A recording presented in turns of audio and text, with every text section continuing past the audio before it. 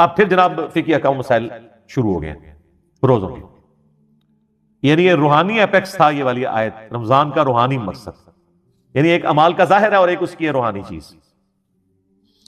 احل لکم لیلۃ الصیام الرفث الی نسائکم، حلال کر دیا اللہ نے رمضان کی راتوں میں تمہارا اپنی بیویوں کے ساتھ تعلق قائم کرنا۔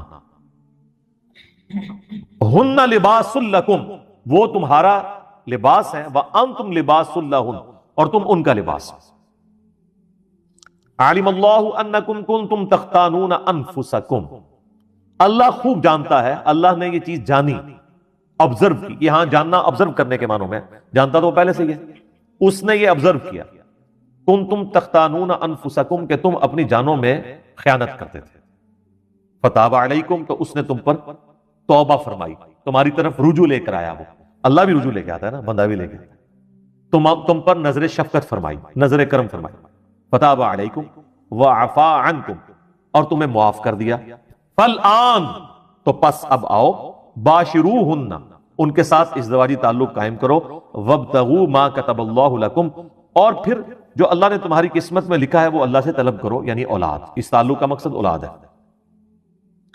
اس آیت کے کانٹیکسٹ میں صحیح بخاری میں موجود ہے کہ روزہ تو آپ کو پتہ دن کے وقت ہوتا ہے، لیکن صحابہ کرام اجتہاد کرتے تھے کہ وہ رمضان کے پورے مہینے میں وہ یہ سمجھتے تھے کہ ہمیں اب اپنی بیویوں سے الگ ہونا ہے، کیونکہ جب پیٹ کی قربانی دی جا رہی ہے، نیند کی قربانی دی جا رہی ہے، تو وہ سمجھتے تھے یہ بھی ایک قربانی ہے، روزے کی حالت میں تو آئی ہے، ظاہر ہے روزہ تو ٹوٹ جائے گا، تو لیکن رات کے وقت تو روزہ نہیں ہوتا، تو وہ یہ سمجھتے تھے کہ نہیں، رمضان چونکہ ہے ہی قربانی کا مہینہ ہے، تو پھر رات میں بھی ہمیں بیویوں کے قریب نہیں جانا چاہیے، جبکہ بعض صحابہ ایسے تھے وہ کہتے تھے کہ اب تو افطار ہو چکا ہے، تو اب لہٰذا اس کے اوپر وہ حکم تو نہیں ہوگا، دن کے وقت تو ظاہر ہے کہ روزہ ٹوٹ جائے گا، لیکن اب تو وہ حکم نہیں ہوگا، تو وہ اپنی بیویوں کے ساتھ تعلق بھی قائم کرتے تھے، لیکن اندر ان کو گلٹ بھی فیل ہوتا تھا، یہ جو ہے نا کنتم تختانون انفسکم، تم اندر ہی اندر خیانت سمجھ رہے ہوتے تھے کہ کہیں غلطی نہ کر رہے ہو، اور کر رہے اس لیے تھے کہ کوئی واضح حکم بھی نہیں ہے، تو اللہ نے فرمایا کہ واضح حکم بھی نہیں تھا، تم گلٹ بھی فیل کر رہے تھے، لو ہم نے تمہیں ویسے اجازت دے دی ہے اس کی، ٹھیک ہے، تو اللہ تعالیٰ نے یہ بہت بڑی آسانی دی ہے اس امت کے لیے کہ روزے کی ڈیوریشن جو ہے وہ 24 گھنٹے کرنے کی بجائے کر دی دن کے وقت اور رات کے وقت، اس تعلق کی اجازت دے دی۔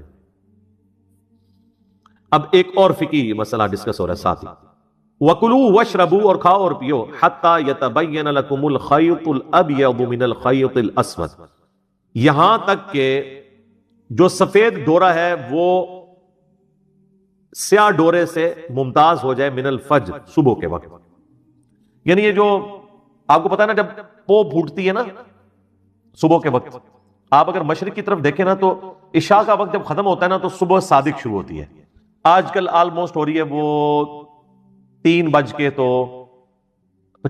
پہ آلموسٹ، تو 3:50 پہ جو ہے وہ فجر کا وقت داخل ہوتا ہے، تو اگر آپ اونچی جگہ پہ کھڑے ہونا تو آپ کو فجر میں ہلکی سی ایک ٹیوب لائٹ نظر آنا شروع ہوگی، سفیدی جو افق کے اوپر پھیلی ہوگی، اور وہ ایسی ہوگی کہ آپ کو یعنی رات کا جو سیاہ ڈورا ہے اور جو صبح کا وائٹ ڈورا ہے وہ دونوں علیحدہ سے دو لائنیں نظر آ رہی ہوں گی، اس ڈورے سے مراد یہ ہے، لیکن اب چونکہ یہ ظاہری الفاظ ہیں تو سیدنا عدی ابن حاتم کے بارے میں بخاری مسلم دونوں میں آتا ہے، انہوں نے اپنے سرانے ایک کالا اور سفید دھاگا رکھا ہوا تھا، تو وہ دیکھتے رہتے تھے کہ جب سفید اور کالے کا دونوں کا رنگ لادا لادا نظر آنا شروع ہو گیا نا، بغیر کوئی چیز لائٹ یا کوئی دیا جلائے بغیر، یعنی دین کی روشنی اتنی ہو گئی، تو اس وقت تک وہ کھاتے رہتے تھے۔ نبی علیہ السلام تک بات پہنچی تو آپ نے فرمایا تیرا تکیہ بہت بڑا ہے جس کے نیچے آسمان کے سیاہ اور سفید ڈورے آ جاتے ہیں، اس سے مراد تو وہ آسمان کے سفید اور سیاہ ڈورے۔ اب خیر یہ آج کل تو بہت آسان ہے، اب تو 18 ڈگری کا اینگل ہے ایکٹیو لائٹ کا، وہ کیلکولیٹ آپ کر لیں، اور آپ مزے کی بات دیکھیں صبح صادق سے لے کر سورج نکلنے تک جتنا ٹائم ہوتا ہے نا اس ٹیوب لائٹ کا آستہ آستہ روشنی بننے میں، اتنا ہی غروب سے لے کے عشاء تک ہوتا ہے، ریورس ہوتا ہے، اسی لیے جو فجر کا ٹائم ہے نا اتنا ہی ٹائم اس دن مغرب کا بھی ہوتا ہے، یعنی فجر اگر سپوز 3:54 پہ فجر کا وقت داخل ہو رہا ہے اور آلموسٹ جا کے تقریباً کوئی 5:15 کے قریب طلوع آفتاب ہو رہا ہے، 1 گھنٹہ 20 منٹ یا 25 منٹ، تو مغرب سے عشاء کے درمیان جو وقت ہے نا وہ بھی اس دن اتنا ہی ہوتا ہے، کیونکہ وہ ٹیوب لائٹ ریورس ہو جاتا ہے شام کے وقت۔ تو یہ کہا گیا کہ جب تک وہ ممتاز نہ ہو جائے اس وقت تک تم اس کو سحری کرتے رہو، یہ تو ہو گیا سحری کا وقت۔ ثم اتموا الصیام الی اللیل، اس کے بعد اپنے روزے کو مکمل کرو رات ہونے تک۔ اب یہ جو لفظ ہے نا رات، اس کی وجہ سے اہل تشیع کا یہ موقف ہے کہ قرآن تو بالکل واضح کہہ رہا ہے کہ روزہ شام تک نہیں ہے بلکہ رات تک ہے، اس لیے وہ رات ہونے کو انشور کرتے ہیں. انشور اتنا ہی کرتے ہیں کہ ہمارے 5-7 منٹ بعد کھول لیتے ہیں، یہ نہیں ہے کہ کچھ 40 منٹ بعد کھولتے ہیں. تو اگر وہ رات کا معنی وہی لینا چاہتے ہیں تو رات تو ان کے روزے کی افطاری کے وقت بھی کوئی نہیں ہوئی ہوتی اگر رات کی صحیح مراد دی جائے، کیونکہ آپ کو پتا ہے کہ مغرب کی اذانوں سے 30-40 منٹ تک آلموسٹ روشنی موجود ہوتی ہے سورج کے شفق کے غائب ہونے کے بعد سے. اس پہ میرا یوٹیوب پہ ایک کلپ ہے سنی شیعہ کے افطار کے ٹائم کے اوپر اختلاف، میں نے اس پہ ساری حدیث بیان کی، آلموسٹ آدھے گھنٹے کی وہ ویڈیو ہے، وہ آپ دیکھ لیں. بہرحال شیعہ علماء سے بھی جب ڈسکشن ہوئی ہے وہ کہتے ہیں نہیں اب چونکہ اب ٹائم ٹیبل بن چکے ہیں، اگر ٹائم میں سورج کا غروب ہونا کنفرم ہو گیا نا تو رات شروع ہوگی، کیونکہ اب رات کی ڈیفینیشن کے لیے آپ کو قرآن و حدیث کی ضرورت نہیں ہے کیونکہ یہ لٹریچر کا مسئلہ ہے. یہ ڈکشنری آپ کو بتائے گی کہ رات کس وقت شروع ہوتی ہے. قرآن حدیث جب کہہ رہے ہیں نا رات، تو قرآن یہ تو نہیں بتا رہا کہ اتنے ستارے گنے جا سکیں اور اتنے نہ گنے جا سکیں. رات مطلب جو عرف عام میں رات مانی جاتی ہے، تو ڈکشنری کہتی ہے کہ غروب آفتاب رات ہے. شام جو ہے عصر اور مغرب کے درمیان کا وقت ہے، آخری 20-25 منٹ. ہم ویسے مغرب کو شام کی نماز کہتے ہیں، حالانکہ مغرب رات کی نماز، شام کی نماز نہیں ہے کیونکہ غروب ہو چکا ہوتا ہے. اسی تو آپ دیکھیں نا تراویح ہم ایک دن پہلے پڑھتے ہیں اور جیسے ہی مغرب کے بعد چاند نظر آتا ہے شوال کا تو اعتکاف والے اٹھ جاتے ہیں مسجد سے، کیونکہ وہ کہتے ہیں اب اگلا دن، یہ تو نہیں کہ رات ہونے کا انتظار کرتے ہیں. تو رات سے مراد ہے غروب آفتاب. اگلے زمانوں میں ظاہر غروب آفتاب کو انشور کرنا ضروری تھا، یعنی آپ ایسی جگہ پہ رہ رہے ہیں کہ بظاہر کسی پہاڑ کے پیچھے سورج چھپ رہا ہے لیکن وہ سورج ابھی مکمل غروب نہیں ہوا، تو پھر آپ افطار تو نہیں کر سکتے. اور یہ بھی یاد رکھیے گا آپ جس جگہ پہ نا اگر آپ کے سامنے سورج آپ کو نظر آ رہا ہے تو وہ آپ گھڑی دے کے روزہ افطار نہیں کر سکتے جب تک وہ غروب نہ ہو جائے. اگر وہاں پہ وہ غروب ہوتا ہے تو میں قطبین کی بات نہیں کر رہا ادھر. مثلا آپ کو پتا ہے یہ جو برج العرب ہے یہ آلموسٹ 1 کلومیٹر اونچا ہے، تو انہوں نے جو بالکل ٹاپ والی ہے نا ان کی گھڑیوں کی ٹائمنگ ڈیفرنٹ دی ہوئی ہے افطاری کی، اس کے اندر 3-4 منٹ کا فرق ہے. کیونکہ جب آپ زمین کی سرفس سے 1 کلومیٹر اوپر چلے جائیں تو زمین میں تو سورج غروب ہو چکا ہے، ادھر نہیں ہوا. تو انہوں نے باقاعدہ ٹائمنگ دی ہوئی ہوتی ہے کہ اتنی منزل والوں کا افطار اس وقت ہوگا، اتنی والوں کا اس وقت ہوگا، کیونکہ ان کو تو سورج سامنے نظر آ رہا ہے. نیچے والوں نے دیکھ لیا غروب ہو گیا اور واقعی غروب ہو گیا، لیکن جب آپ ہائٹ پہ ہوتے ہیں نا تو زمین کی کرویچر کو بھی آپ دیکھ رہے ہوتے ہیں. مثلا یہاں سے مجھے اگر سامنے ایک چیز پڑی ہوئی نظر نہیں آ رہی ہے لیکن میں اگر یوں کر کے دیکھوں تو مجھے نظر آ رہی ہے، تو اب میرے لیے تو وہ سورج غروب نہیں ہوا. اسی طریقے سے جو بندہ جہاز میں ٹریول کر رہا ہے تو جہاز تو آپ کے جو عام جہاز ہیں یہ تقریباً 8 سے 10 کلومیٹر اونچا اڑتے ہیں، تو اس میں تو سورج آپ کو سامنے نظر آ رہا ہے، تو آپ افطار نہیں کر سکتے جب تک کہ وہ اتنا نہ غروب ہو جائے کہ وہ اس ہائٹ سے بھی غروب ہوا نظر آ جائے. بال اس میں یہ ہے کہ نیچے والوں کا تو عصر کا ٹائم ختم ہو جائے گا، آپ کا تو عصر کا ٹائم ہی ختم نہیں ہوگا.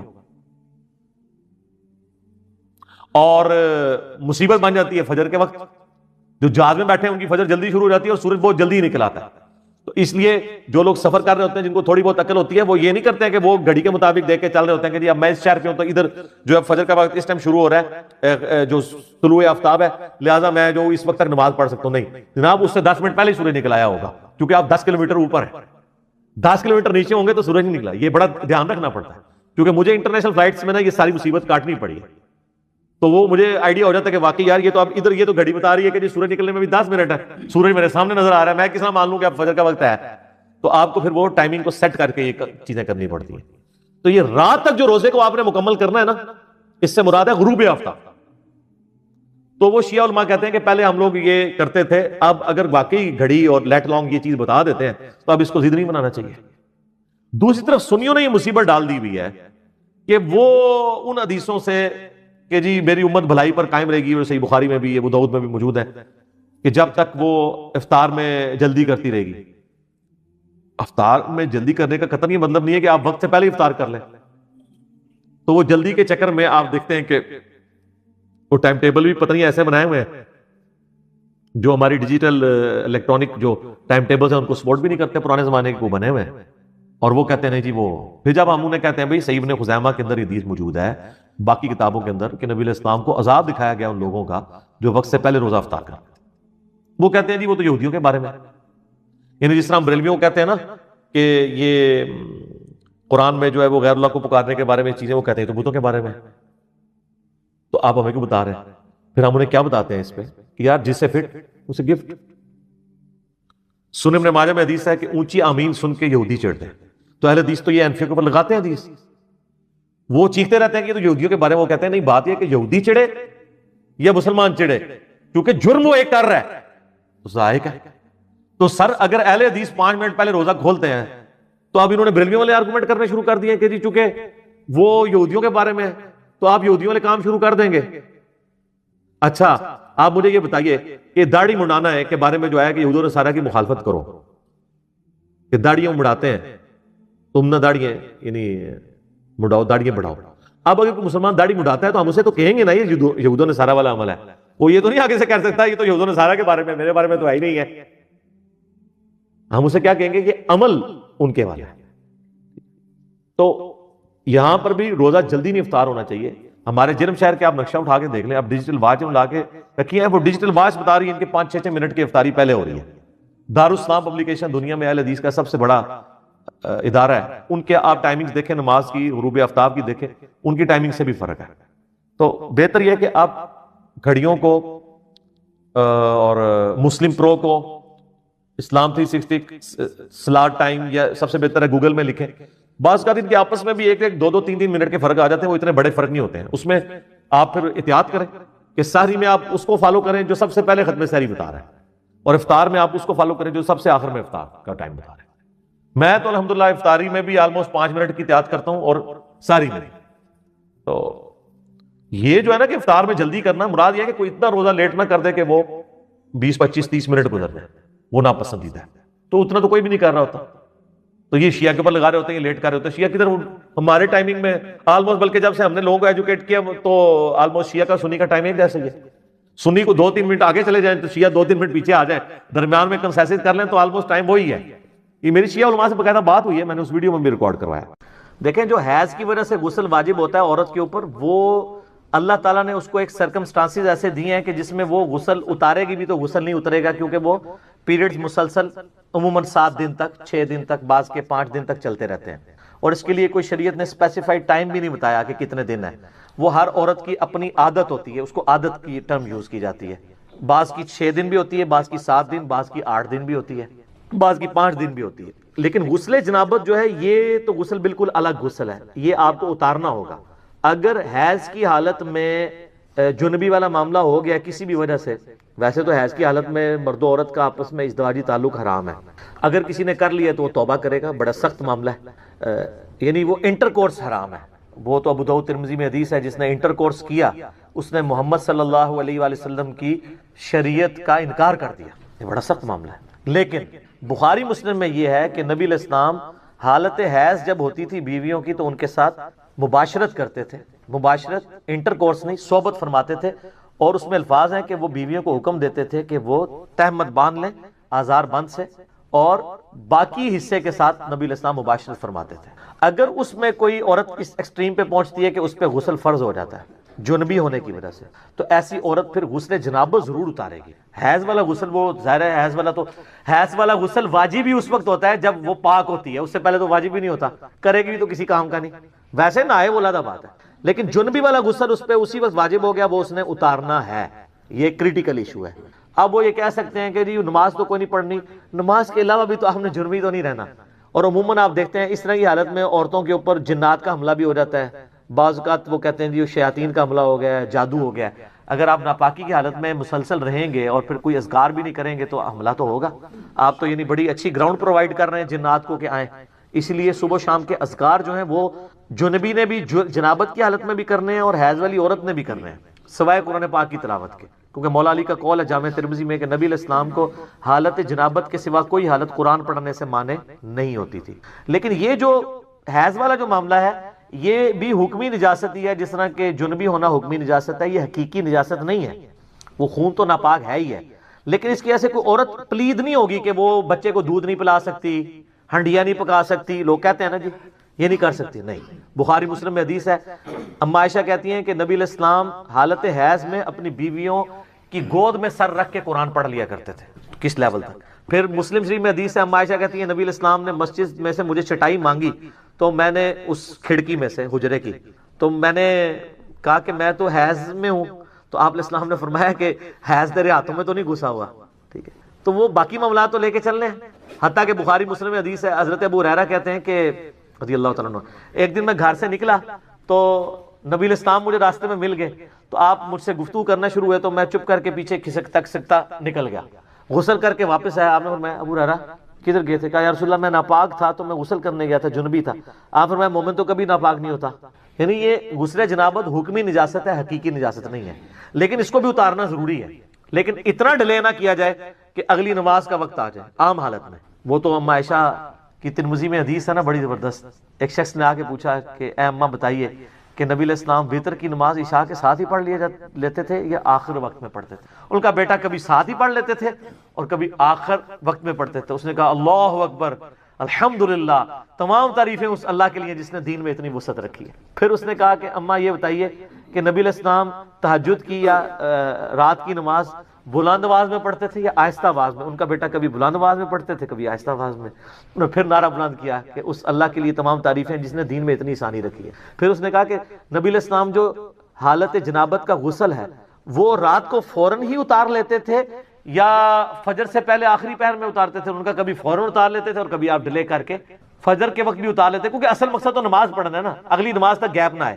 تو اس نے کہا اللہ اکبر، تمام تعریفیں اس اللہ کے لیے جس نے دین میں اتنی آسانی رکھی ہے۔ ایک نسائی میں روایت ہے جس کی صحت میں اختلاف ہے، اور میری رائے بھی ان لوگوں کے ساتھ ہے جو اسے ضعیف سمجھتے ہیں، کہ جی جس گھر میں کتا تصویر اور جنبی ہو وہاں رحمت کے فرشتے نہیں آتے۔ یہ روایت جنبی والے الفاظ جو ہے نا یہ بخاری مسلم میں نہیں ہے، نسائی میں ہے۔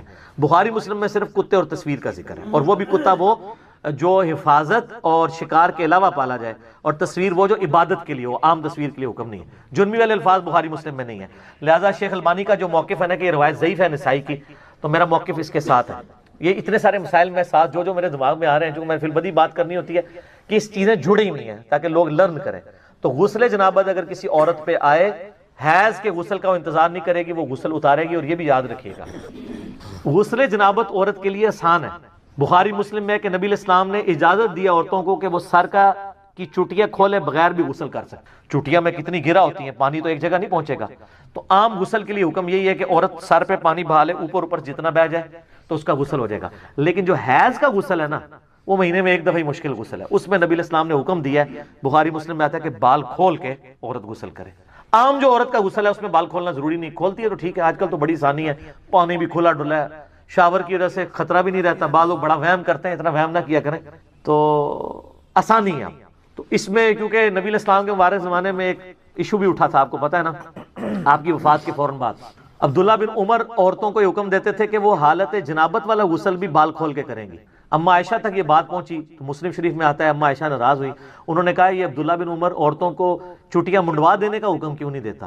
نبی علیہ السلام نے ہمیں کبھی اس چیز کا حکم نہیں دیا کہ ہم عام غسل کے لیے بھی چوٹیاں کھولیں، اتنا تردد کریں، پھر بعد میں بال خشک کرنا ایک تردد ہے نا۔ آج کل تو آپ کے پاس خشک کرنے والے ڈرائرز موجود ہیں، پہلے کیا تھا؟ تو پھر الٹا پانی بھی زیادہ چاہیے ہوگا۔ تو سیدہ عائشہ نے کہا کہ وہ غسل حیض والا غسل ہے جس میں بال کھولنے کا ہے، تو عبداللہ بن عمر پہ وہ ناراض ہوئی۔ اسی کانٹیکسٹ میں آپ اس بات کو سمجھ سکتے ہیں جو اکثر شیعہ کی طرف سے اعتراض ہوتا ہے کہ اما عائشہ نے 2 تابعین کو غسل کر کے دکھایا تھا، تو یہ بڑی بےہودہ روایت ہے بخاری کے اندر۔ سر آپ ان حالات و واقعات کو سمجھیں، کوئی بےہودگی نہیں ہے اس کے اندر، غسل سامنے کر کے نہیں دکھایا تھا، وہ 2 تابعین ملنے کے لیے، اور وہ یہ کہہ رہے تھے کہ ہمارے بال اتنے گھنے ہیں، ہم تو یہ 6 لیٹر پانی سے، اس زمانے میں وہ جو کیلکولیشن کر کے 6 لیٹر پانی سے غسل نہیں کر سکتے۔ تو اما عائشہ نے کہا کہ نبی علیہ السلام کے بال تم سے زیادہ گھنے تھے، وہ تو اتنے ہی پانی سے غسل کر لیا کرتے تھے آدھی بالٹی کے ساتھ۔ تو ان کو یقین نہیں آ رہا، تو اما عائشہ پھر ان کے سامنے آدھی بالٹی لے کے باتھ روم میں گئی، اور وہ کہتے ہیں جی ایک موٹا پردہ تھا، اس زمانے میں اٹیچ باتھ پردے کے ساتھ ہی ہوتے تھے، آج بھی رائبنڈ اجتماع میں آپ چلے جائیں تو اسی طرح ہوتے ہیں، کوئی بندہ نظر آ رہا ہوتا ہے اندر سے، خام خواہ اس کو میں نے تماشا بنایا ہوا ہے، اور اس پہ کورٹ میں کیسز چلتے ہیں باقاعدہ، ہائی کورٹ اسلام آباد ہائی کورٹ میں میں نے خود یہ کیسز، یعنی مجھے اس لیے پتا ہے کہ یہ کتنے اس کے اوپر فتوے اور 295 سی لگانے کی کوشش کرتے ہیں۔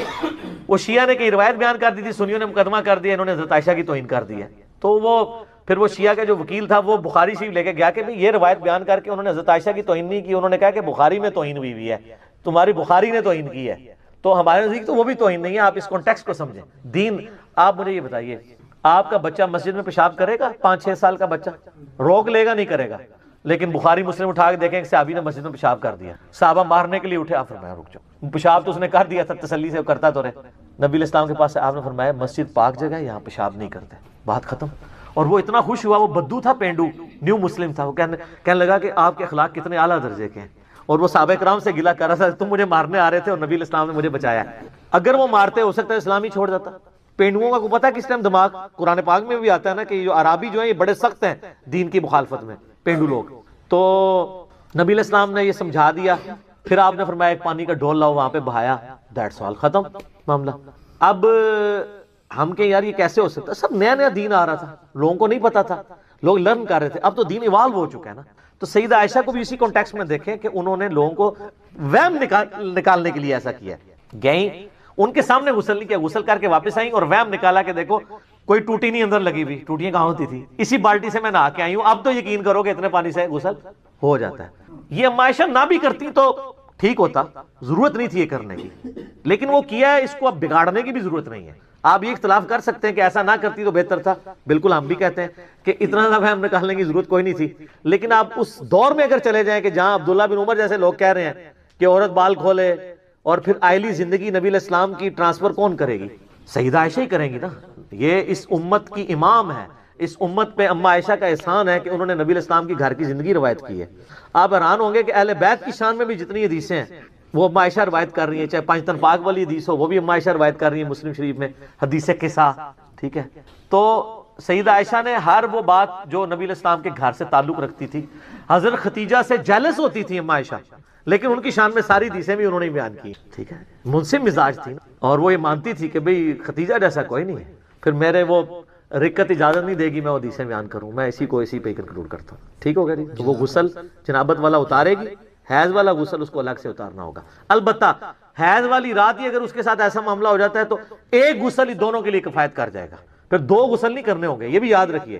جمعے کا دن ہو اور اس دن بائی چانس عید بھی آئی ہو اور بائی چانس آپ جنبی بھی ہوں تو آپ کو تین غسل نہیں کرنے ہوں گے، ایک غسل تینوں کے لیے کفایت کرے گا۔ اس طرح ایک عورت جنبی تھی اور اسی دن بائی چانس اس کے پیریڈز بھی ختم ہو گئے تو اب وہ صبح اٹھ کے جب ایک غسل کر لے گی نا تو غسل جنابت بھی ادا اور حیض والا غسل بھی ادا۔ موجے لوگ تو کہتے ہیں علم دین آئے نا بندہ مشکل میں پھنس جاتا ہے، سر علم دین آئے تو شریعت بہت آسان ہو جاتی ہے، وہ اس لیے کہ سب کانٹیننٹ میں جو شریعت آپ کو بتائی گئی ہے وہ اتنی اوکھی کر کے بتائی گئی ہے کہ آپ سوچ بھی نہیں سکتے، یہ چیزیں ہے ہی نہیں تھی۔ ہم نے یقین کرے اسلامی بہنوں کو یہ بات بتائی ہے نا کہ آپ بچوں کی دیکھ بھال کرتی ہو، آپ تردد میں پڑھتی ہو، آپ نمازیں روزانہ جمع کرو، تو لوگوں نے نمازیں شروع کر دی ہیں کہ یار 3 ٹائم ہی وضو کرنا ہے نا، فجر کا کیا، زور اثر کٹھی پڑی، مغربی عشاء جس ٹائم ملے پڑھ لے۔ پہلے تو بیچاروں کو ٹینشن ہوتی تھی یار نماز قضا ہو جائے گی، او جناب وہ زور کا وقت نکل رہا ہے، انہوں نے بتایا زور کا وقت 12 بجے سے لے کے مغرب تک موجود ہے، جس ٹائم مرضی ٹائم ملے پیچ ملے میں پڑھ لوں، اور مغرب عشاء کا ٹائم غروب آفتاب سے فجر کا وقت شروع ہونے سے پہلے کسی بھی وقت پڑھ سکتی ہوں، بلکہ وہ تو 3 نمازیں بھی کٹھی، ملکین تو نہیں پڑھ سکتی وہ، لیکن 3 نمازیں کٹھی ہو سکتی ہیں۔ آپ فجر کا وقت داخل ہونے سے آدھا گھنٹہ پہلے اٹھیں اور اس وقت آپ مغرب اور عشاء پڑھ لیں اور فجر کا وقت داخل ہوتے ہی فجر پڑھ لیں، 3 نمازیں ایک وضو سے۔ سر دیکھو ساڑھے سٹوڈنٹ بزرگوں بھی چھوڑ گئے تھے، بزرگ عشاء دے وضو نال فجر پڑھتے سن، ساڑھے سٹوڈنٹ مغرب دے وضو نال فجر پڑھتے تھے۔ ہاں مغرب عشاء اور فجر پڑھ سکتی ہیں کیونکہ عورت پہ جماعت بھی کوئی نہیں ہے نا، ٹھیک ہے۔ اور ملکین کا میں نے ذکر کیا، ملکین یہ ہے جو اس اکیڈمی سے نکلی ہے، وہ یہ ہے کہ آپ مغرب سے آدھا گھنٹہ پہلے زور اثر کو جمع کریں اور پھر جب آدھے گھنٹے بعد مغرب آئے مغرب عشاء، یعنی ایک وضو سے 4 نمازیں۔ تو آڈے بزرگ ایک وضو نال 2 نمازاں پڑھتے سن، عشاء اور فجر۔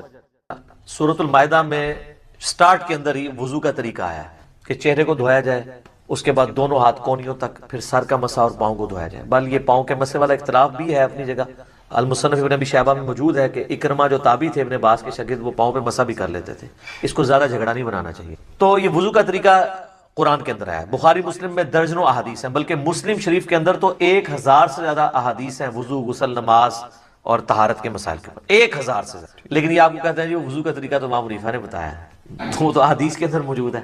تو آپ بخاری مسلم دونوں میں حدیث موجود ہے کہ نبی علیہ السلام غسل کیسے کرتے تھے۔ امہات المومنین نے روایت کی ہے کہ نبی علیہ السلام جب بھی غسل جنابت کرتے تھے تو آپ علیہ السلام غسل کرنے سے پہلے استنجا کیا کرتے تھے، اس کے بعد آپ علیہ السلام زمین پہ ہاتھ مار کے مٹی لیتے تھے، اس زمانے میں ظاہر صابن تو نہیں ہوتا تھا، اور مٹی اس جگہ پہ ملتے تھے جہاں پہ مری وغیرہ لگی ہوتی تھی تاکہ اس کو صاف کرتے، ظاہر وہ سمپل پانی سے تو صاف نہیں ہوگی۔ اس کے بعد آپ علیہ السلام بخاری مسلم کے الفاظ ہیں کہ نماز کا سا وضو کرتے تھے، کلی کرتے تھے، غرغرے کے ساتھ سنت ہے، ناک میں پانی ادھر تک چڑھاتے تھے، اور وہ ابو داؤد میں الفاظ موجود ہیں کہ اگر روزہ نہ ہو تو پھر تو آپ اوپر تک چڑھائیں، روزہ ہو تو آپ بس نارملی جتنے ہے پانی ہے۔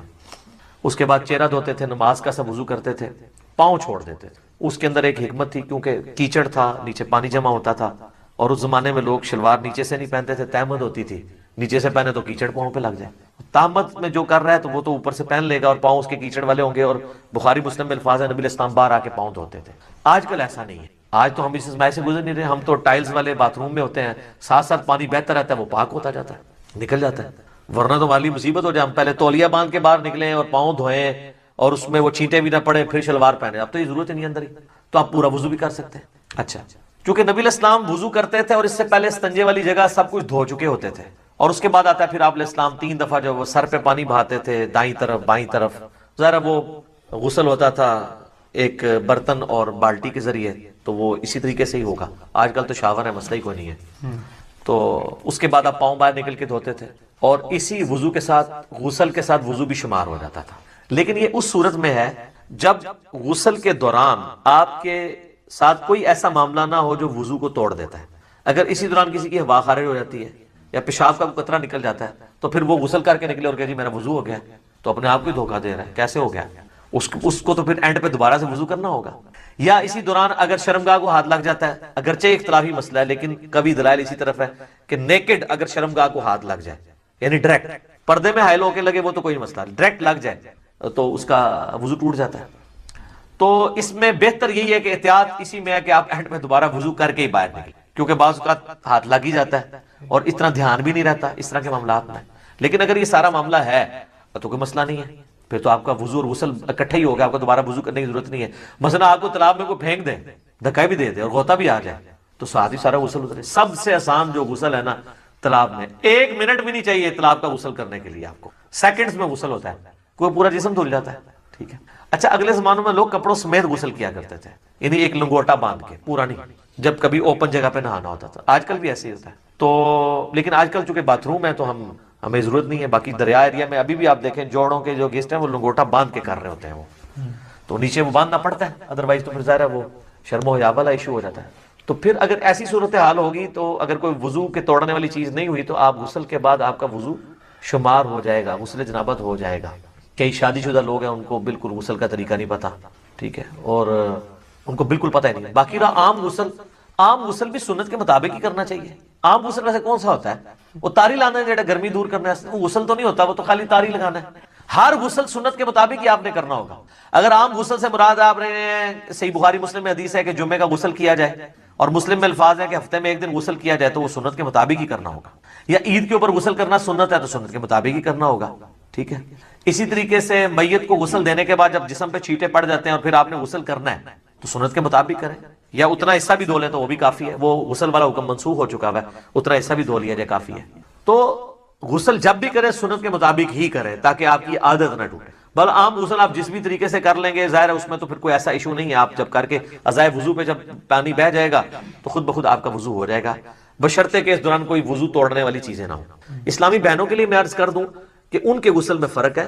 صحیح مسلم کے اندر موجود ہے کہ اما عائشہ کہتی ہیں کہ نبی علیہ السلام جو حالت حیض والا غسل ہے نا اس میں ہمیں حکم دیتے تھے کہ ہم بالوں کا جوڑا بھی کھول کے پورا کھول کے نا جو بنائی ہوتی تھی آپ نے چٹیا اس کو کھول کے غسل کریں، لیکن جو عام غسل ہے غسل جنابت اس میں آپ کہتے تھے بس اوپر سے پانی بہا لو تو کافی ہے، کیونکہ عورت کے لیے تو تردد ہے، اس کی تو کئی بالٹیاں سر پہ ہی لگ جائیں گی۔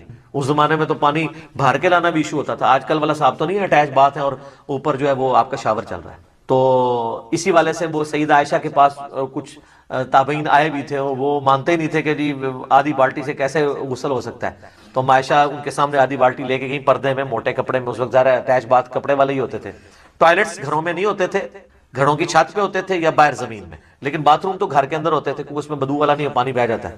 وہ کہتے ہیں جی سیدہ عائشہ نے غسل کر کے دکھایا، بخاری مسلم میں آتا ہے، تو میں نے اس کو بھی جواب دیا تھا، انہوں نے ان کے سامنے نہیں کیا، ان کا وہم نکالا ہے کہ دیکھو اندر ٹوٹی بھی کوئی نہیں ہے، میں یہ پانی لے کے جا رہی ہوں، اس سے غسل کر کے نکلوں گی، تو وہ ان کا وہم نکالنے کے لیے۔ تو یہ غسل اس صورت میں شمار ہوگا، اس کے ساتھ وضو بھی، جب کہ وضو توڑنے والی کوئی چیز نہ ہو تو ظاہر ہے اتنی احتیاط کے ساتھ۔ بعض لوگ تو بیچارے پوری احتیاط سے کرتے ہیں، اینڈ پہ جب وہ یعنی وہ کپڑے پہننے لگتے ہیں تو شرمگاہ کو ہاتھ لگ جاتا ہے تو پھر 0 پہ آ گئے، جیسے 99 پہ سانپ کاٹ گیا تو نیچے آ گئے. تو بہتر یہی ہے کہ تسلی سے کر کے نکلیں، بعد میں آپ وضو کر لیں، اور اس میں کوئی غلوب والا شمار بھی نہیں ہوگا، ظاہر ہے کہ آپ اس اعتبار سے کر رہے ہیں. اچھا یاد رکھیے گا، ایک مجھے ضمناً آیا، لوگ پوچھتے بھی رہتے ہیں غسل کن چیزوں سے ٹوٹتا ہے؟ غسل اسی صورت میں ٹوٹے گا جب شہوت کے ساتھ منی خارج ہو، یا میاں بیوی ازدواجی تعلق قائم کریں اور اس صورت میں چاہے منی خارج ہو یا نہ ہو. بس یہ 2 چیزیں جن سے غسل ٹوٹے گا. ٹھیک ہے، حیض والا تو عورتوں کا معاملہ الگ ہے. تیسری کوئی صورت نہیں. بعض اوقات پیشاب کرتے ہوئے منی کے قطرے نکل جاتے ہیں تو وہ شہوت کے ساتھ نہیں نکلے، اسے ودی کہتے ہیں، وہ منی نہیں ہوتی، وہ غسل نہیں توڑے گی. اسی طریقے سے بعض لوگ بیچارے پہلے غسل سے پہلے وضو کرتے ہیں، اس کے بعد جب سر پہ پانی ڈالتے ہیں تو ٹھنڈک کی وجہ سے پیشاب کے قطرے نکل جاتے ہیں، وہ سمجھتے ہیں پیشاب نکل گیا پھر دوبارہ سے غسل شروع کرنا. نہیں، پیشاب نکلنے سے غسل تو نہیں ٹوٹا، وضو آپ کا ضرور ٹوٹ گیا. تو وہ وضو تو آپ نے ویسے بھی اینڈ پہ دوبارہ ہی کرنا ہوگا احتیاطاً. غسل آپ اپنا جاری رکھیں. غسل کے دوران پیشاب کرنے سے، ہوا خارج ہونے سے غسل جہاں تک پہنچے اس کو آگے ہی لے کے چلیں، پھر 0 پہ نہیں آپ نے آنا، کیونکہ وہ غسل نہیں ٹوٹا، آپ کا وضو ٹوٹا ہے. تو وضو تو آپ دوبارہ بھی کر لیں گے. غسل توڑنے والی چیز میاں بیوی کا ازدواجی تعلق ہے، خواہ اس میں منی ہو یا نہ ہو، اور یعنی نائٹ فال، یعنی منی کا شہوت کے ساتھ نکلنا، وہ نائٹ فال کے ذریعے ہو یا کسی اور غلط طریقے سے ہو، یعنی میں کوڈ ورڈز میں بات کر رہا ہوں، تو وہ غسل کو فرض کر دے گی. باقی اور کوئی چیز جو ہے نا وہ غسل کو فرض. غسل کرتے ہوئے اگر ہاتھ پانی کو لگ جائے یا بوندیں چلی جائیں تو پانی ناپاک ہوگا؟ نہیں، پانی ناپاک نہیں ہوگا. پانی صرف اس صورت میں ناپاک ہوتا ہے کہ جسم کے جس حصے پہ گندگی لگی ہوئی ہے نا، اس گندگی والے حصے کو پانی ٹچ کر کے برتن میں چلا جائے. باقی جو جسم ہے وہ تو پاک ہے آپ کا. وہ جو آپ غسل کرتے ہیں وہ تو حکمی نجاست دور کر رہے ہیں. ورنہ تو اللہ کے بندو، آپ تولیہ اٹھا کے لے گئے ہو اور آپ کے ہاتھ اور تولیہ گیلا ہو یا ہاتھ گیلے ہو تو تولیہ ناپاک ہو جائے گا؟ نہیں. تو بخاری مسلم کی حدیث ہے مومن کبھی ناپاک ہوتا ہی نہیں ہے. حضرت ابو ہریرہ کہتے ہیں ایک دن میں گھر سے نکلا، نبی علیہ السلام جا رہے تھے تو میں آپ کے ساتھ ہو لیا، تو مجھے فوراً یاد آیا میں جنبی ہوں. میں چپ کر کے کھسک کے غسل کر کے واپس آیا تو حضور نے فرمایا تم باتیں کرتے کرتے بیچ میں سے غائب ہو گئے، کدھر چلے؟ یا رسول اللہ میں ناپاک تھا اور میں غسل کرنے گیا. آپ نے فرمایا مومن تو کبھی بھی ناپاک نہیں ہوتا، جنبی ہو کے بھی ناپاک نہیں ہوتا. وہ ناپاکی جو ہے حکمن ہے، حقیقتاً نہیں ہے. حقیقتاً تو صرف منی ہے یا حیض کا خون ہے، باقی جسم تو پاک ہے. بخاری مسلم میں حدیث ہے، اما عائشہ کہتی ہیں نبی علیہ السلام مسجد میں تھے، اعتکاف بیٹھے ہوئے، آپ نے مجھے، مسجد میں دروازہ کھلتا تھا نا حجرے کا، آپ نے مجھے اندر سے کہا کہ عائشہ مجھے میرا بستر پکڑا دو. میں نے کہا یا رسول اللہ میں حیض سے ہوں. تو فرمایا عائشہ حیض تیرے ہاتھوں میں تو نہیں گھس گیا؟ ٹھیک ہے. بخاری مسلم میں حدیث ہے، اما عائشہ کہتی ہیں میں حالت حیض میں ہوتی تھی اور حضور میرے گود میں سر رکھ کے قرآن بھی پڑھتے تھے. ماشاءاللہ کتنی خوش نصیبی ہے سیدہ عائشہ سلام اللہ علیہا کی. اور دوسروں نے ایک مسئلہ بھی بتا دیا کہ یہ نجاست حکمن ہے، حقیقتاً نہیں ہے.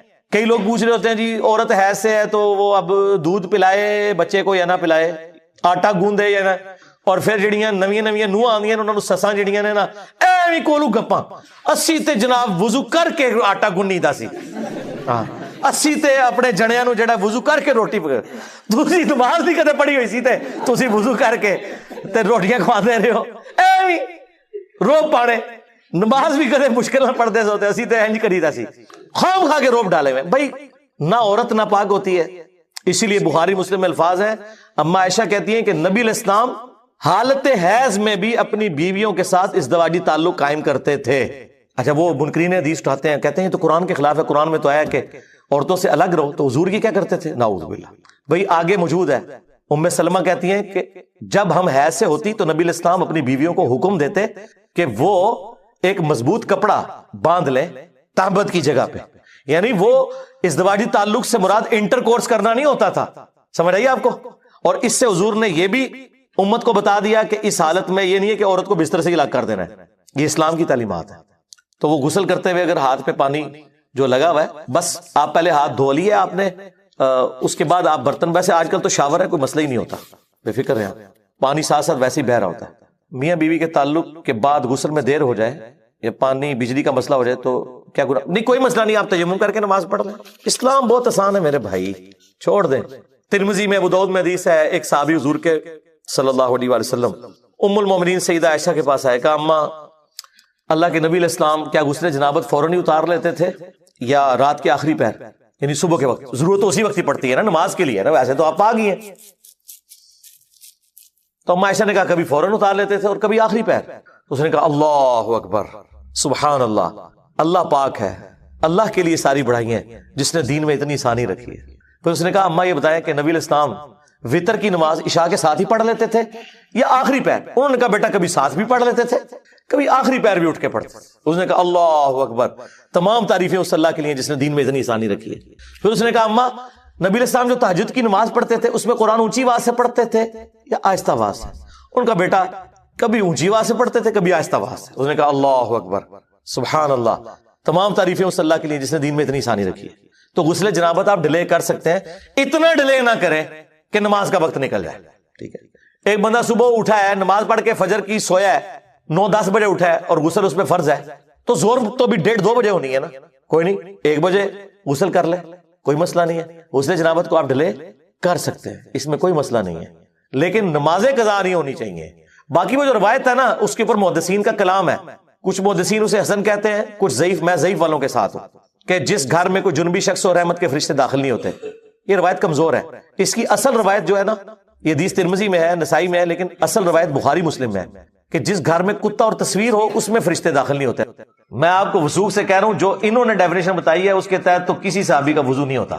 یہ کہتے ہیں جی داڑھی کا ایک ایک بال اور کھال تک دھلنا، ان کی داڑھی کے لیے جتنا پانی چاہیے نا اس میں 10 بندے وضو کرتے ہیں۔ بخاری مسلم میں جو کیلکولیشن بنتی ہے نا نبی علیہ السلام کے وضو کا پانی جس سے آپ وضو فرماتے تھے ½ لیٹر ہے، ایک بوٹل ہوتی ہے نا اس سے نبی علیہ السلام وضو فرما لیتے تھے۔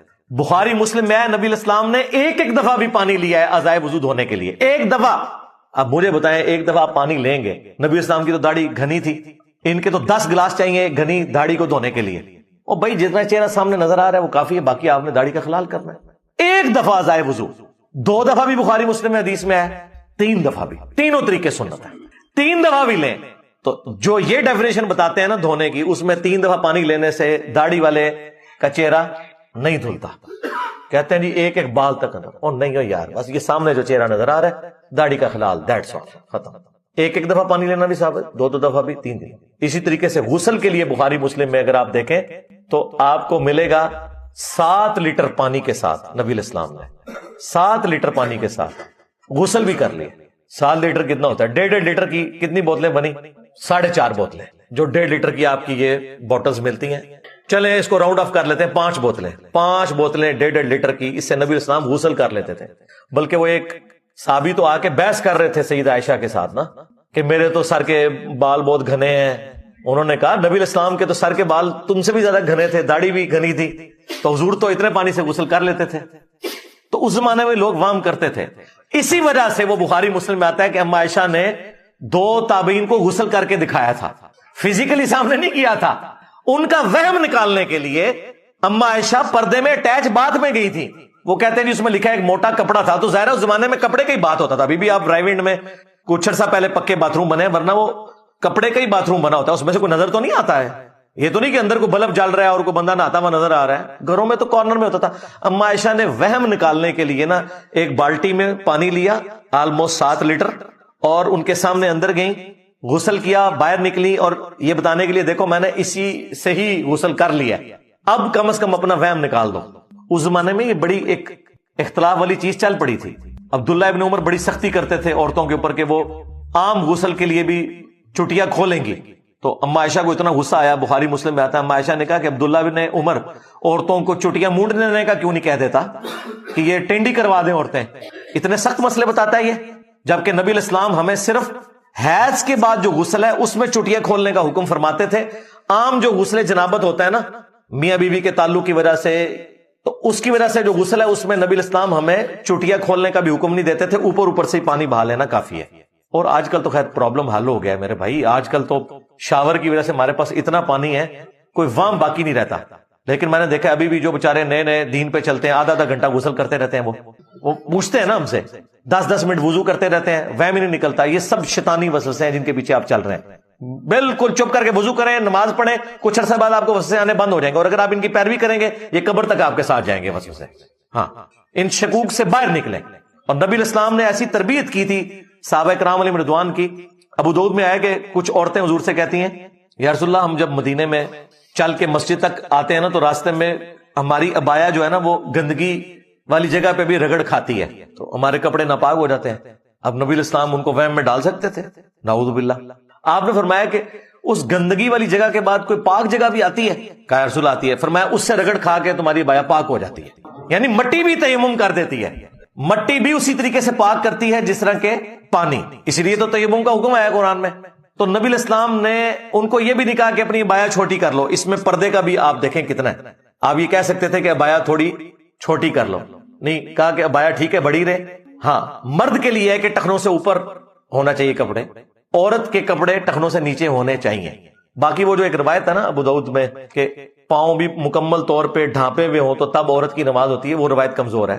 پاؤں پورے ڈھانپنا ضروری نہیں, ٹخنوں سے نیچے ہونا ضروری ہے. پھر وہ جو ابو داؤد میں ایک حدیث ہے جو اکثر ایتھیسٹ کی طرف سے بھی پیش کی جاتی ہے, تو حنفی دے نا اس کا جواب, ہم تو جواب دیتے ہیں. ابو داؤد اور ترمذی دونوں میں حدیث ہے کہ پانی کو کوئی چیز ناپاک نہیں کرتی. یعنی پانی جس چیز پہ پڑے گا نا وہ چیز خود پاک ہو جائے گی, پانی ناپاک نہیں ہوگا اس کی وجہ سے. اور امام ابو داؤد باقاعدہ اس حدیث کے ساتھ اس کنویں کا ذکر کرتے ہیں جو مدینہ شریف میں تھا, اور امام ابو داؤد کہتے ہیں میں خود اس باغ کا جو مالک تھا اس کی اجازت سے اس کنویں میں اترا جس میں نبی علیہ السلام سے جس کنویں کے بارے میں پوچھا گیا تھا, اور کہتے ہیں میں نے اپنی چادر اتار کے نا اس کا باقاعدہ ڈایا میٹر بھی میئر کیا, وہ آلموسٹ 9 فٹ بن رہا تھا. میں کیلکولیشن کر کے بتا رہا ہوں 9 فٹ کتنا سا ہوتا ہے, 9 فٹ کا وہ ڈایا میٹر تھا اس کا, یعنی ایک ایج سے دوسرے ایج تک کی جو ریڈیس بن گیا 4.5 فٹ.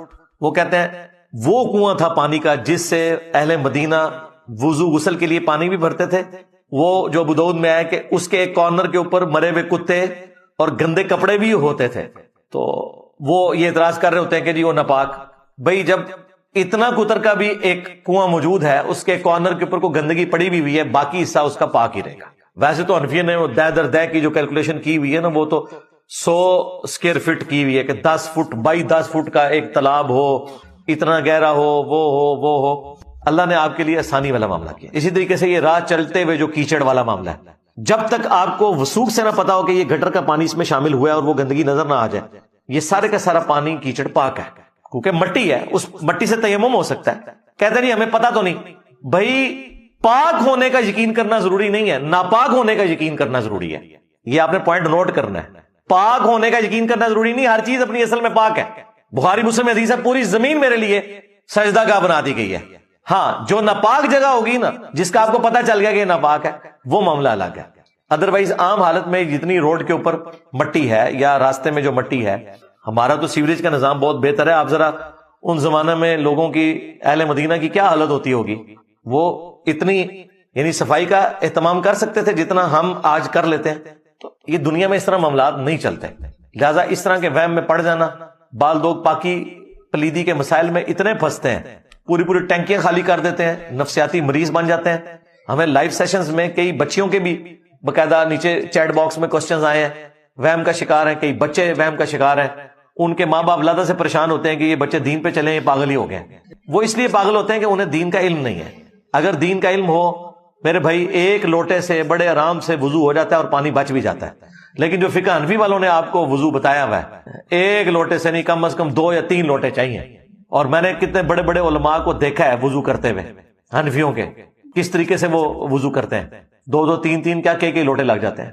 تو ٹوٹی کے نیچے تو وضو کرنا بہت آسان ہے. ہمارے پاس پانی اویلیبل ہے, آپ کی مرضی, 1 دفعہ ازائے وضو دھوئیں, 2 دفعہ دھوئیں, 3 دفعہ دھوئیں, تینوں طریقے سنت ہے.